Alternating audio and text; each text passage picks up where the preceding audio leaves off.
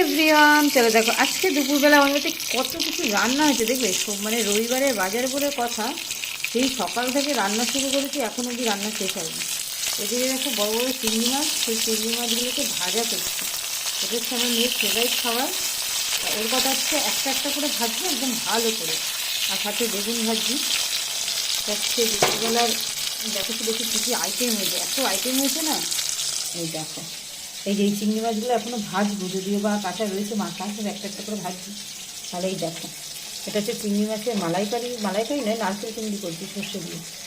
এই যে বড় বড় চিংড়ি মাছ সর্ষে দিয়ে করেছি। ও এই যে ঠ্যাংগুলো দেখেছো, এই দেখো ঠ্যাংগুলো দেখেছো, ও হো, এটা হচ্ছে বড় বড় চিংড়ি মাছ দিয়ে সর্ষে দিয়ে করেছি। এখানে অনেকগুলো চিংড়ি মাছ দিয়েছি, কত চিংড়ি মাছ। ঠিক আছে, এইটা হয়েছে দুপুরবেলা। এই একটা হচ্ছে নারকেল সর্ষে দিয়ে চিংড়ি মাছ ভাজা হচ্ছে। দেখো এটা হচ্ছে ছোলার ডাল দিয়ে আর লাউ দিয়ে করেছে।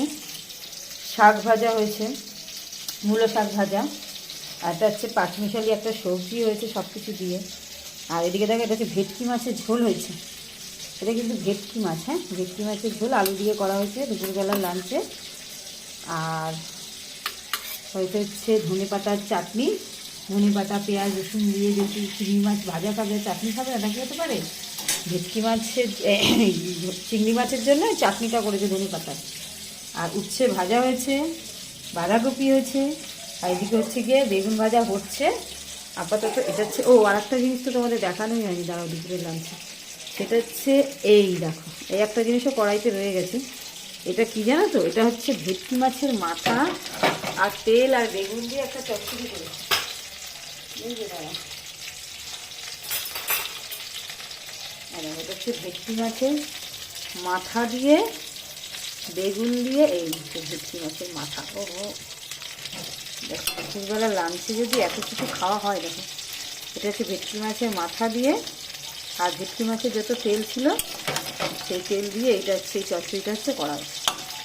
এটা হচ্ছে আমাদের দুপুরবেলার আজকে লাঞ্চ। আর লাঞ্চ মানে কি, ভাত তো থাকবেই, ভাতটা দেখাবো কি। এই হচ্ছে আমাদের দুপুরবেলার লাঞ্চ। দেখো আমাদের কড়াই এখন ভাজাভুজি চলছে। আর এই যে এতগুলো পদ আমাদের রান্না হয়ে গেছে সকাল থেকে। রান্নাঘরে কাজ করতে করতে সকালবেলা আর কোনো কিছু সময় পাওয়া যায় না, বুঝেছো।